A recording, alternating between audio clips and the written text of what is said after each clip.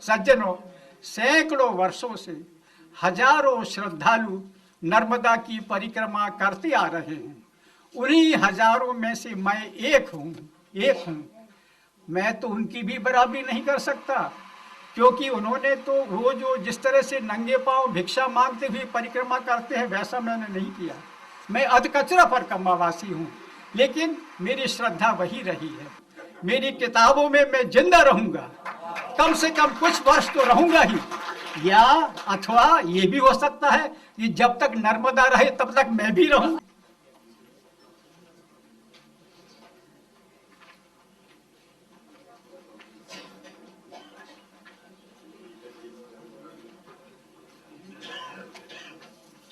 शुरुआत मैं रोने धोने से करूंगा। आप स्नेही स्वजनों के आगे अपना दुखड़ा रो लूंगा तो जी हल्का हो जाएगा, तब अपनी बात ढंग से कह पाऊंगा। जब समाचार आया कि मुझे साहित्य अकादमी का 50,000 का पुरस्कार मिला है तो बेहद खुशी हुई। ऐसा लगा जैसे मैं चूहे में से शेर बन गया। लेकिन जब मेरी पत्नी ने कहा कि इसमें से आधी रकम मेरी होगी, मैं आपकी अर्धांगिनी हूं, आपके साथ नर्मदा की पदयात्राओं में साथ चलती हूं, जब उसने कहा ऐसा कहा तो मैं शेर में से पुनः चूहा बन गया। मेरी मातृभाषा गुजराती है। मुझे पुरस्कार भी गुजराती पुस्तक के लिए मिला है, लेकिन मैं मध्य प्रदेश में रहता हूं और हिंदी मेरी दूसरी मातृभाषा है। मैं हिंदी का भी लेखक हूं। हिंदी में भी मुझे मेरे मध्य प्रदेश ने कई पुरस्कार दिए हैं।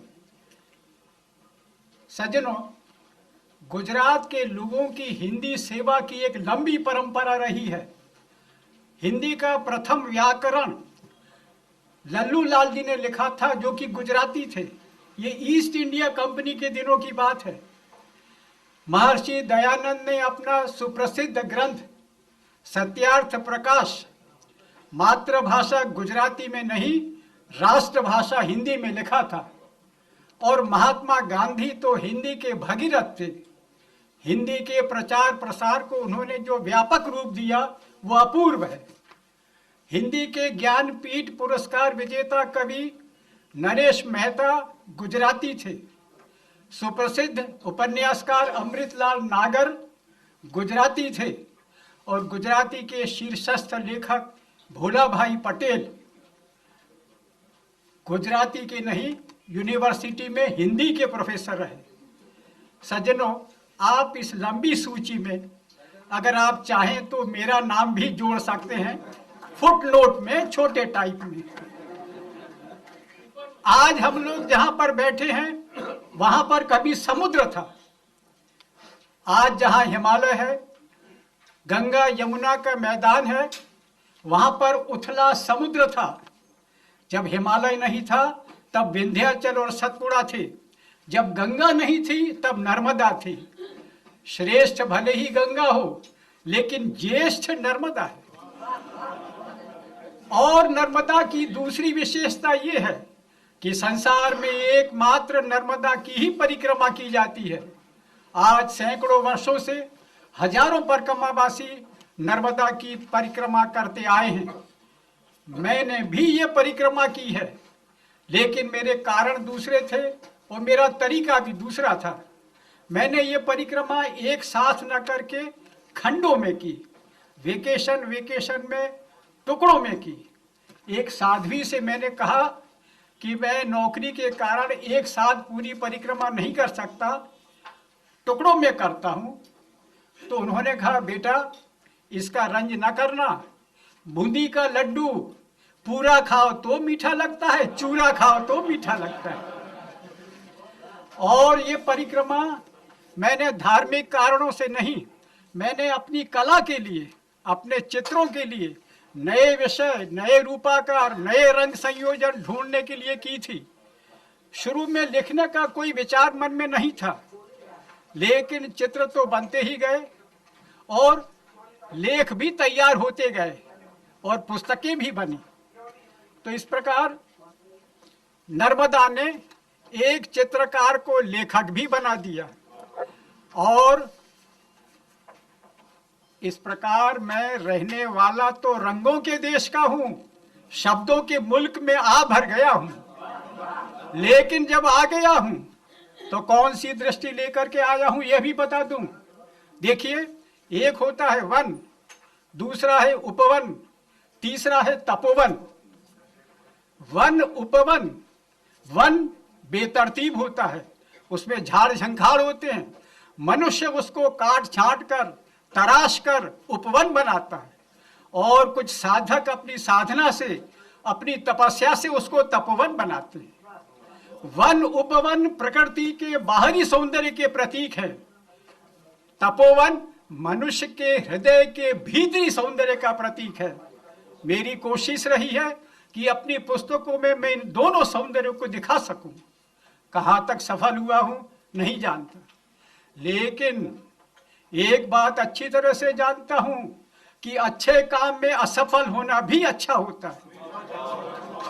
सीता का हरण करने में रावण सफल हो गया था, उसे रोकने में जटायु असफल, लेकिन जटायु की असफलता रावण की सफलता से 1000 गुना श्रेष्ठ है। देखिए, कालिदास ने मेघदूत में रामगिरी से लेकर के अलकापुरी तक के मार्ग का मेघ के माध्यम से बड़ा ही सुंदर चित्रण किया है। वैसा ही चित्रण मैंने अमरकंटक से लेकर के खंभात की खाड़ी तक का किया है। और याद रहे, मेघ जाता भर है, वापस नहीं आता। मैं तो वापस भी आता हूं, नर्मदा के उत्तर तट से जाता हूं और दक्षिण तट से आता हूं, दोनों तटों का वर्णन करता हूं। कालिदास का अगर पोस्ट कार्ड है तो मेरा तो रिप्लाई पोस्ट कार्ड है। अगर दोनों तटों का वर्णन करता हूं, कालिदास का अगर पोस्ट कार्ड है तो मेरा तो रिप्लाई पोस्ट कार्ड है। अगर चाहूं तो मैं अपने आप को नर्मदा का कालिदास कह सकता हूं, लेकिन नहीं कहूंगा। कभी कभी सोचता हूं ये किताब मैंने कहां लिखी। नर्मदा ने मेरे कान में जो कहा वही मैंने कागज पर उतारा। नर्मदा बोलती गई और मैं लिखता गया। अधिक से अधिक मैं नर्मदा का स्टेनो हूं। और सज्जनों, इस देश में 2 ही तो स्टेनो हुए हैं, एक व्यास के स्टेनो गणेश और दूसरा नर्मदा का स्टेनो मैं। अगर चाहूं तो मैं अपने आप को नर्मदा का गणेश कह सकता हूं, लेकिन नहीं कहूंगा। एक अंग्रेजी के एक बड़े विद्वान को मेरी किताब पढ़ करके चौसर के कैंटरबरी टेल्स का स्मरण हो आया। उसमें जिस प्रकार के विविध पात्र हैं, वैसे ही विविध पात्र मेरी पुस्तक में भी है। चाहूं तो मैं आपको अपने आप को नर्मदा का चौसर भी कह सकता हूं, लेकिन नहीं कहूंगा। अरे तुम ये नहीं हो, वो नहीं हो, तो हो क्या है ये बताओ। सज्जनों, सैकड़ों वर्षों से हजारों श्रद्धालु नर्मदा की परिक्रमा करते आ रहे हैं। उन्हीं हजारों में से मैं एक हूं। मैं तो उनकी भी बराबरी नहीं कर सकता, क्योंकि उन्होंने तो वो जो जिस तरह से नंगे पांव भिक्षा मांगते हुए परिक्रमा करते हैं, वैसा मैंने नहीं किया। मैं अधकचरा परिक्रमावासी हूं, लेकिन मेरी श्रद्धा वही रही है। अब मैं ये आपको बता दूं कि ये किताबें मैंने अपनी मातृभाषा गुजराती में और राष्ट्रभाषा हिंदी में, दोनों में लिखी है। इन दोनों भाषाओं में लिखने का मेरा जो अनुभव रहा है वो मैं आपको बताना चाहता हूं। मेरे पास 2 भाषाओं की नागरिकता है। हिंदी में लिखता हूं तो उसका गुजराती करते समय नए विचार, नई उपमाएं या नई कल्पनाएं सूझती हैं, तब हिंदी लेख पिछड़ जाता है और उसका पुनर्लेखन आवश्यक हो जाता है। लेकिन ऐसा करते समय फिर कुछ नया सूझता, तब गुजराती लेख फीका जान पड़ता है, उसे नए सिरे से लिखना आवश्यक हो जाता है। दोनों भाषाओं के लेख मानो एक दूसरे को निर्देश देते रहते कि अपनी बात ऐसे नहीं ऐसे कहो। इस प्रकार मेरी गुजराती और हिंदी पुस्तकें जुड़वा या ट्विंस है।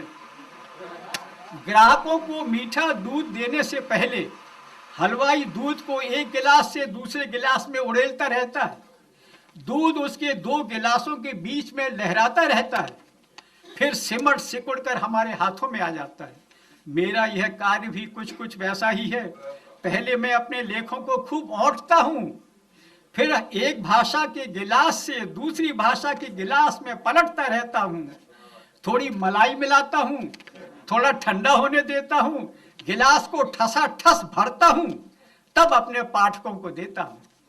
फिर भी मन में डर लगा रहता है कि कहीं कोई कह न दे कि दूध तो पानी वाला है। 2 भाषाओं में लिखना मेरे लिए लाभदायक सिद्ध हुआ है। दोनों भाषाओं के लेख एक दूसरे को पुष्ट करते रहे हैं, किंतु है यह अत्यंत श्रमसाध्य कार्य। इन्हें लिखने में मैंने क्या कम कष्ट भोगे हैं, लेकिन उसे छोड़ भी नहीं सकता था। अजीब सी परवशता के साथ सारी यातना सहन करता रहता, लेकिन इसके बाद जो लेख तैयार होता तो सारी मेहनत सार्थक लगता कि लेखन में केवल यातना ही नहीं, अपार सुख भी है। यह ठीक है कि पाठकों और विद्वानों को मेरी पुस्तक को सराहा है। हो सकता है उस महान नदी की महत्ता का कुछ अंश मेरी पुस्तक में आ गया हो। लोगों ने कहा कि मेरा वर्णन काव्यात्मक है, लेकिन नर्मदा का संस्पर्श तो किसी को भी कवि बना सकता है। शांति निकेतन में आचार्य नंदलाल बसु के चरणों में बैठकर चित्रकला का अध्ययन करने का अवसर मुझे मिला। उनसे मुझे सौंदर्य को देखने की दृष्टि मिली। वहाँ का अध्ययन मेरी चित्रकला और मेरे साहित्य दोनों के लिए बहुत लाभदायक सिद्ध हुआ। मैं कलाकार की दृष्टि से देखता और लेखक की कलम से लिखता। सज्जनों, विगत 27 वर्षों से मैं नर्मदा सौंदर्य की छड़ी मुबारक लिए घूम रहा हूँ और आगे भी यही करता रहूंगा। 2 वर्ष पूर्व आयु के 75वें वर्ष में प्रवेश करने पर मैंने नर्मदा की पदयात्राएं पुनः शुरू कर दी हैं। इन पदयात्राओं में मेरी पत्नी कांता भी साथ चलती है। मैं जो कुछ भी उल्लेखनीय कर सका हूँ वह नर्मदा की पदयात्राएं शुरू करने के बाद ही। अगर नर्मदा मेरे जीवन में ना आती तो मैंने नौकरी की होती, रिटायर हो गया होता और मर गया होता। लेकिन अब ऐसा नहीं होगा। कैलेंडर में भले ही मर जाऊं, मेरी किताबों में मैं जिंदा रहूंगा। कम से कम कुछ वर्ष तो रहूंगा ही, या अथवा ये भी हो सकता है कि जब तक नर्मदा रहे तब तक मैं भी रहूं।